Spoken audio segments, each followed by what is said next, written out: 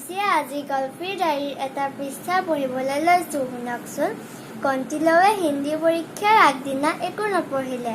পিছদিনাৰ প্ৰশ্ন কাকত দেখি সি ধোঁৱা কোৱা দেখিলে। কলম কামুৰি সি বহু সময় বহি থাকিল।